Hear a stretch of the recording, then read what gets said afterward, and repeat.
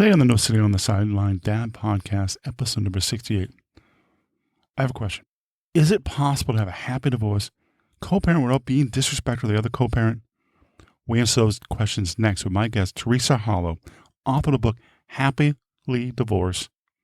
Next on the podcast. Let's do this.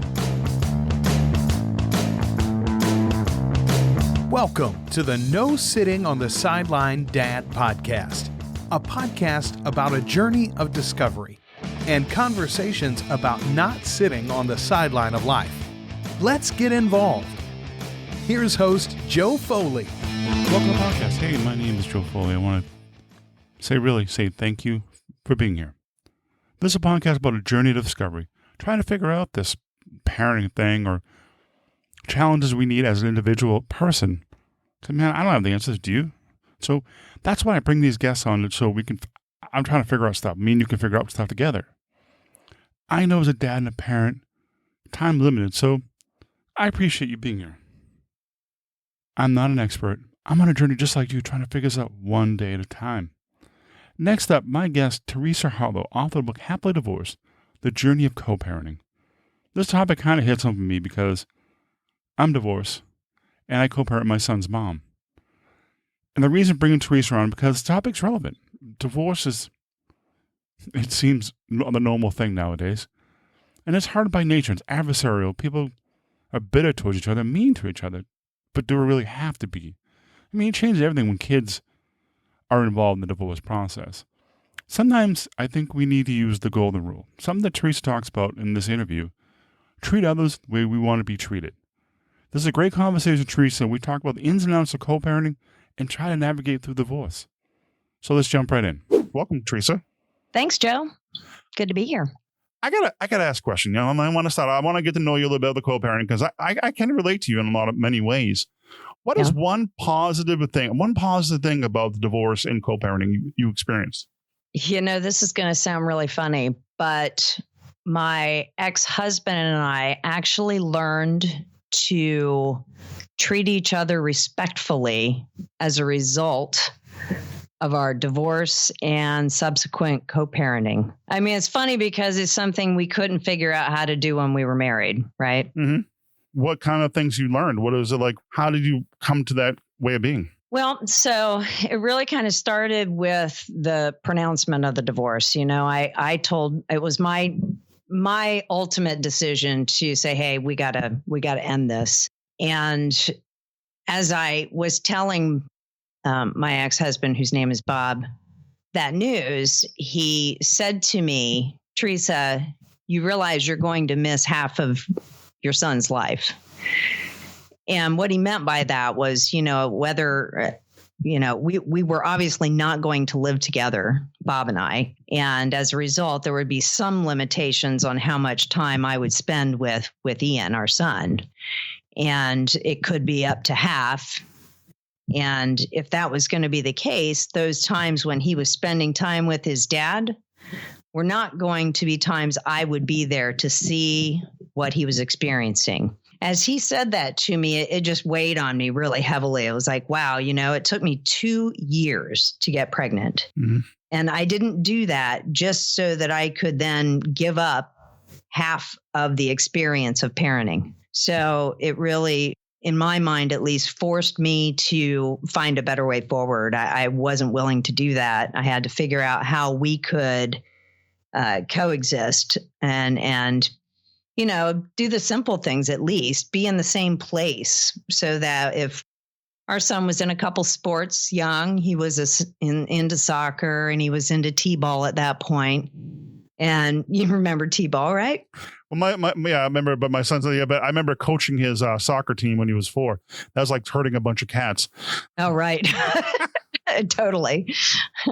Well, and or when they're at t-ball, they're playing in the rocks, that are in the infield. But, I didn't want to have what I had seen in some divorced families where either the father or the mother goes to the event, but they can't be in the same place at the same time because it's going to be, uncomfortable for everyone, including the child. So I wanted to make sure that wasn't going to be the case, because I wasn't willing to give it up. And I honestly didn't want Ian to have to give up his father being there for those special moments either, because I felt he deserved that from both of us. So it really gave me the motivation to find a better way. What is one like being a mom as in co-parenting, and how stressful is that for you on your end? How is it different? Is it, how do you deal with it? Well, I'll tell you, one of the things that's stressful on a single mom, there's lots of things that are stressful, and this one may not sound like the emotionally charged stressful item maybe you were looking for, but just little things like stuff that breaks around the house. and boy, I'm sounding really like, I don't know, feminist or whatever, not anti-feminist, but I just wasn't taught those things by my dad, so I had a boat, and I was trying to put together the hitch so that I could attach the boat to it. And I was not strong enough to get this thing together.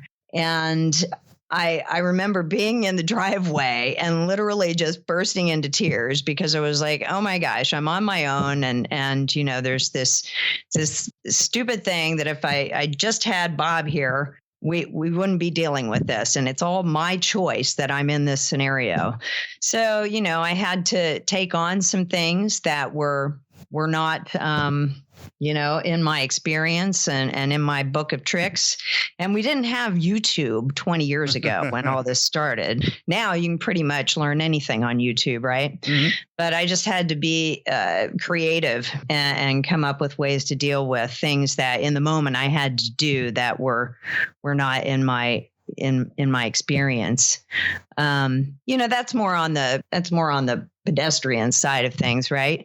But there were other things that were more emotional to deal with. One thing that comes to mind is having to get through the holidays. And I bet you've experienced this too, yes. Right? Yes. And it's different whether you're a mom or a dad. You no longer are really experiencing that customary whole family scenario where everybody sits around the dinner table together and has this, photographic time, whatever. So that was challenging. And, honestly, now that my son's 25, I still struggle with that one, because he does still split his time between us pretty evenly. And, every year when it comes to Thanksgiving, we always talk ahead of time, Ian and I do, about where he's going to spend Thanksgiving. And if I learn that it's not going to be my turn this year, because he's pretty even about that. He's a Libra. I don't know if you know much about no. sun signs, but they're the balancers. Everything's got to be even. So I have to figure out how I'm going to come through that day and it be me not be the downer for everybody. It's difficult. I mean, I totally understand. My first Christmas, it was one of the tough Christmases, and you gotta try to figure out how to deal with it. I mean, you're like, it doesn't feel the same, and I totally understand where you're coming from. Yeah. Something we did that, and one of the reasons I wrote this book is because we were creative and open-minded about some things we handled. Our first Christmas, we were about 6 months into our separation. I don't think we were officially divorced yet. And Bob had already, he had moved in with his sister, and I had bought a home. Mm-hmm. And I thought about Ian waking up for Christmas morning, and he still, was into Santa and all that stuff, and him coming down the stairs and being all excited, and Bob not being there to see that. And it made me sad. It made me sad for him. Mm-hmm. And it also made me think, wow, is Ian going to be looking around? Where's Dad? Why isn't he here enjoying this with us? And I offered to Bob to sleep on our couch and to be able to wake up here that morning. That's a very, So that's a very, I'm sorry. I just had to say, it's a very positive thing. That's a very good thing, because some parents, especially going through the situation you've been through, and don't always, not always nice to each other. That's a good way of putting it. yeah, It can get, mildly. I remember going through the process, and I remember going through the divorce process, and they always say it's adversarial. The whole process is adversarial, and it continues on if the two parents. I mean, I know two parents actually can come to some kind of arrangement or agreement. Yeah, I've been on the other side of observing those type of scenarios. I dated this one guy for like 4 years, and he and his daughter's mom, they never actually got married, but she was 10 years old when he and I started dating. Mm-hmm. Actually, maybe a year or two younger than that. But anyway, they had been in a custody battle over her for 10 years. Oh, wow. That's not good. I mean, really, you had a stack of papers, like, I don't know, an inch or more thick of all the custody proceedings that had taken place over the years. Crazy stuff. And she would continuously deny visitation when he was supposed to have it by, their arrangement with the courts. And, that didn't help anyone. She probably thought she was winning, but really she wasn't, because she was miserable in it, because her daughter would be upset because she didn't get to see her dad. And if your child's not happy, you're probably not as happy as you could be otherwise. Right. Yeah, exactly. And so, I just feel like a lot of times people bring this misery on themselves. I'm hoping that some of the tips that I have to share through the book and the topics we cover and the ways we solve some of our problems will help somebody else to solve something they're going through. One thing is interesting, and I was looking at some of the stuff here, and this is an interesting topic I was thinking about. What is the golden rule method? I kind of an idea what it is, but what is it to you? Well, so hopefully you remember what the golden rule is. Mm-hmm. So, really it's treat others the way you want to be treated. I think in biblical terms, if you're into that, it's do unto others as you would have them do unto you. And what that's all about is, put yourself in the other person's shoes. And would you want someone to say to you what you're about to say to them? Would you want them to do to you what you're about to do to them? If you think about it and kind of try to play what I'll term as a role reversal and say, okay, this is about to be said. And if someone were saying it to me, how would I receive that? Would I like it, or would it tick me off? And if it's going to have a negative impact, it's probably something you should think about saying differently, because you don't want to put that out there, because look, if you put that out there and treat somebody else in that negative fashion, you're probably going to get that in return. I was thinking about that too, the golden rule. And then the method, it's very similar to what I use with my son's mother. I always think it is what I do to her affects my son. Yeah. What it does to me affects my son. So I think that's very similar, I think, in a way. And you try to you think the same way you did about, I'm not going to be mean or vicious or, nasty, try to treat each other like human beings. Yeah. It's true too. You can think of it that way. For some people, that's probably easier to think, well, it may be easier to consider what it's doing to your child than what it's doing to an ex-spouse who you no longer choose to be with, right? You may not be able to get to that place where you care about that as much, but you certainly are going to care about how your child feels. So you can use that as a motivation to, think about how you want to speak to someone else. It's not an easy thing to do. I mean, it's not an easy thing to do. You gotta, I hate to say this word, but you gotta have some maturity about it, I guess. Yeah. Yep. Yeah. Interestingly, I mean, like I was saying a couple minutes ago, I think that we were not mature communicators with one another when we were married. And a lot of those problems are what led to our eventual, demise, really. We didn't consider what the other person was saying. We didn't listen. We reacted a lot. The co-parenting situation forced me to be less reactive, because every time I reacted, there was a consequence that involved me potentially losing out on something I wanted to experience with my son. What are some positive ways of co-parenting? What are some positive ways that you and your son's father has developed over the years? Can you give me some positive tips? Maybe you can share. Well, there were lots of intentional choices we made that really just set us up to have an easier go of it.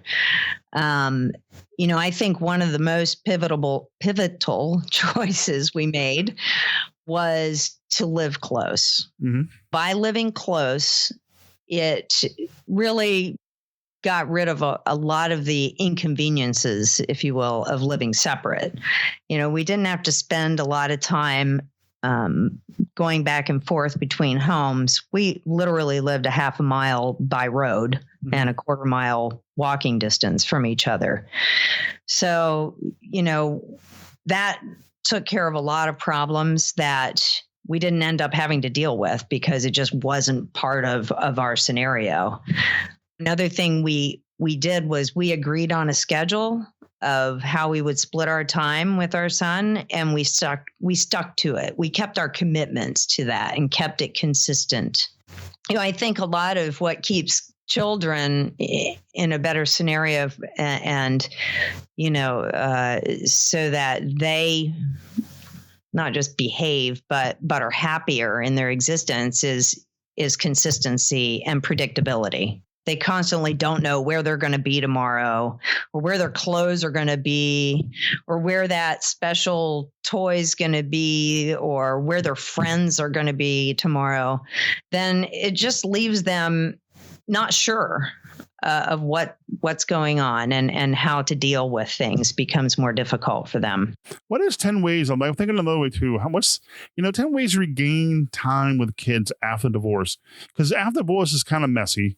Everything's you're trying to figure that out. Everything. Sometimes you just trying to wing it. I think honestly, you have rules with a divorce, with the court system, but you're trying to figure things out.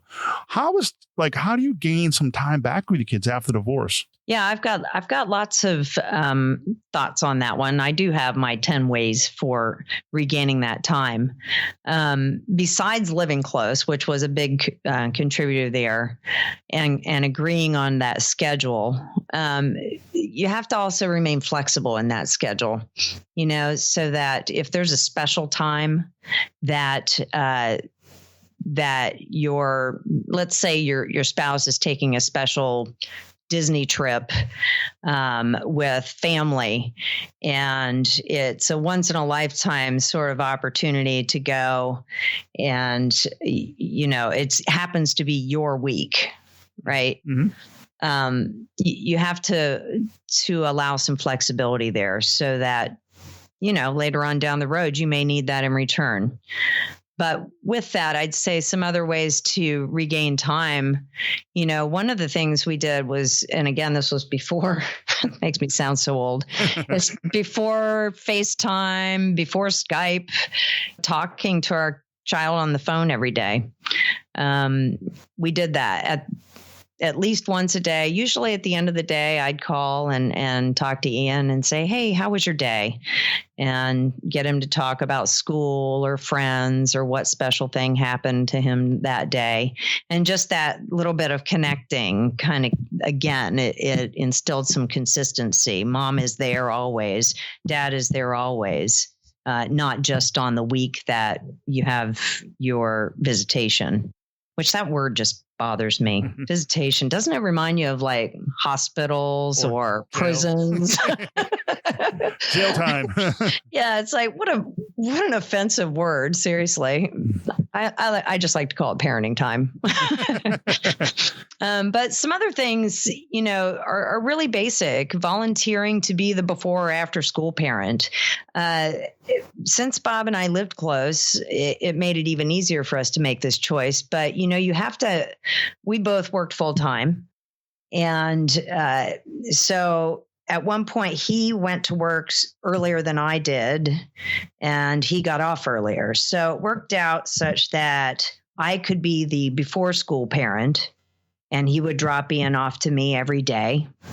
And then he was the after school parent and pick him up, and they got to spend time every evening. So, it just, rather than going to not strangers, but, some daycare or some other caretaker's home, when there was this opportunity to see your child every day, that was a really big win for both of us. It's always nice to see. I mean, phone calls are great. I mean, don't get me wrong. Yeah. And we have the technology now to do FaceTime and Skype and see them on the screen, but actually get to hold them, give them a kiss, give them a hug, tell them how much you love them. Because it doesn't. Right. It's like it's much, much more and much better, I think. Yeah. Yeah. It's really. I wish we would have had FaceTime and Skype then, but yeah, it is better. Some of the other simple things that parents will sometimes concede because they don't want it to be awkward or that they're afraid they can't work it out is just attending all of the events your child has. Like, we would both go to all the soccer games, most of the practices. My son was in rock bands. Well, he's actually still in rock bands, but he started a rock band in 5th grade. Oh, wow. And so every time there was a performance, mom and dad were both going to be there, because we insisted on this amicable existence. We could both be there to enjoy and not have to give up those times. Some of the other people I've observed in this scenario have taken some steps also that, they're not necessarily extraordinary, but they're not things that people just think about that they're going to be able to do, or maybe they don't think to offer it. And, offering to transport the kid to their practice back and forth. If you've got 2 or more kids, I don't know how parents do it when they have so many kids and they got to get them to several places all at the same time and pick them up. And, I've been in a relationship with my fiance now for 12 years. Mm-hmm. And that's a whole other show. Well, congratulations on that. Yeah, we've been engaged for, I think, 7 of those years, maybe. And he would offer to be the person to pick up or transport, their daughter or son to the other events, because that gave him a chance to see his children. And, a lot of times parents just don't stay flexible enough. They just get really hung up on, well, here's what the court said we're going to do, and that's what everybody's got to do. And it's like, look, the court's not going to be in your home every day enforcing that, for one. That should be your go-to when you guys can't agree. You can fall back on that. But there's a whole range of choices beyond that legal agreement that you can take advantage of when it makes sense to do it. Well, I think it's like the courts, when you have the arrangements, it's kind of like a how to say this, an outline, and it can go different directions. This is an outline, a tool to use, right? That way. Yeah, exactly. Another question is the upcoming book. We'll talk about that. I know you have it. It's not. When is it going to be released? Do you have an idea? Yeah, I'm shooting for July. I was saying mid-July up until a couple weeks ago, and it may slip a week or two, but I'm hell bent on getting this thing out the door in July.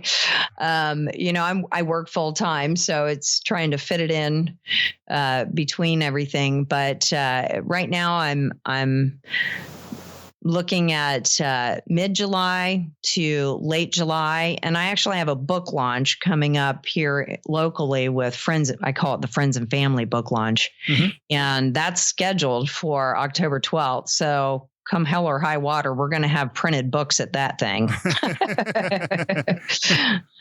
Well, can you tell some people what would be in the book? Kind of like your story. What would be in the book? Well, so one thing I make sure people realize it's not a how-to. Okay. It's not a manual, because I by no means got it all right.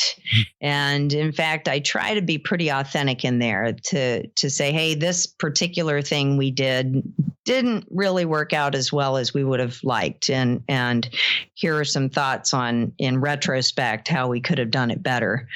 But the cool part about Happily Divorced is that it's not just me leading the reader through a variety of different scenarios that we had to navigate as co-parents, but I also bring in Bob, my ex-husband, who wrote the foreword, and he gives his perspective. It's nice to hear it's nice to hear both sides of the story, both sides of the Yeah, I thought that might lend some credibility to it, because look, it's easy for me to say in my mind it all went great, but if he disagrees with that entirely, it all kind of falls apart. And the other thing that I did with the book is ask my son to respond to a few chapters. So I think he responded to 4 chapters and gave his perspective. How did things go for him? And so again, it's to provide some validity to the full story. How did each party that took place in this come out of it? It'd be an interesting book because you share the stories, because a lot of people kind of need some kind of guidance, and like you said, nobody gets it right. Nobody's right. But some people, it's better. It's better. Yep. Right at the beginning, I talk about some of the disqualifiers, because quite frankly, this isn't for everyone. I mean, there are some things that really have to be there for this to be possible. I think where there's any kind of physical violence, even verbal abuse, those sorts of things. Verbal abuse is kind of a gray area. Okay. But physical violence, crime, where people are actually getting hurt, I don't think you're going to be able to make this type of scenario work. I think you really have to be grounded in similar values of what's right and wrong. And you have to be open-minded. But beyond that, I think a lot of people will assume they can't do it, who really should give it a shot. If you don't know you can't do it, you probably can. Yes, because you're gonna at the end of the day, you got to put the child first. You have to put the child. Yeah. And you got to put your differences aside. Yep. Final thoughts. Wrapping up, I want to give a final thoughts. What would one or two tips maybe you give to parents who are going through the divorce process now, and maybe need a little bit of advice about co-parenting? Well, I would say to consider your shared parenting arrangement. And what I mean by that, and shared parenting is not a legal term. It's an agreement to jointly parent your child. And through our agreement, we established that schedule that we would split, time with our child, what our distance of living maximum distance could be, so because you can't really foretell what will happen in the future. Someone gets transferred or whatever to another state. Are they just going to take off with the child if they're the, residential parent? Mm-hmm. And you can put some things in there to guard against those type of decisions, at least being made without consideration of your needs and rights. But the really big thing, and this message transcends co-parenting and goes to all relationships, and that is back to this idea of treating the other person like you want to be treated. If you at least go that far, then you're probably not going to go careening off the path too far into bad behavior, because you're constantly thinking, would I want someone to say that to me? And if the answer is no, then you stop and you revise what you're about to say or do. So remember the golden rule. Oh, also, where they can connect you, they want to reach out to you and find more about you. Sure. I have a blog. I have a website. It's teresaharlow.com. That's TeresaHarlow.com. And I share a lot of the tips from the book in the form of really chapters that I share from the book on the blog. And I also share stories from other co-parents that have agreed to let me use them as additional examples of positive co-parenting. I'm also available through Facebook under Teresa Harlow, and on both Instagram and Twitter as Teresa Harlow 123. That's my birthday. Now you all have the burden of knowing it. We'll make sure we send happy birthdays. I expect it. I will make sure I put all links in the show notes, and I will make sure when the book is available, I'll make sure I link that too. I want to say thank you, Teresa, for being on the podcast today. I really do appreciate it. Thank you, Joe. It was awesome. Appreciate it. Well, wrapping up, I want to say thanks to Teresa Harlow for being a guest on the podcast. And you can find more about Teresa Harlow over at teresaharlow.com. She has a blog. She talks about parenting, co-parenting, divorce. She has a link to a book over there. And all the links we have in this episode will be at nosittingonthesideline.com/68. Hey, please reach out, leave a comment. If you have a question, you just want to say hello, or leave a comment in the show. Let's continue the conversation. Because divorce and co-parenting is a balancing act. And I know this would be a great topic to have conversation. Please leave a comment in the comments. And if you have any questions and want to contact me, you can find all my contact information, nosittingonthesideline.com/contact. I really want to say thank you for listening. You made it this far. It really means a lot. Until next time, take care, give your kids a hug, and tell them how much you love them. God bless. See ya.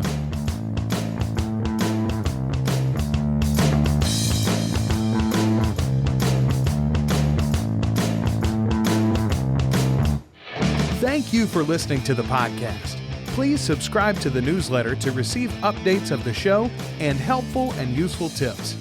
This has been a production of Foley 42 Media.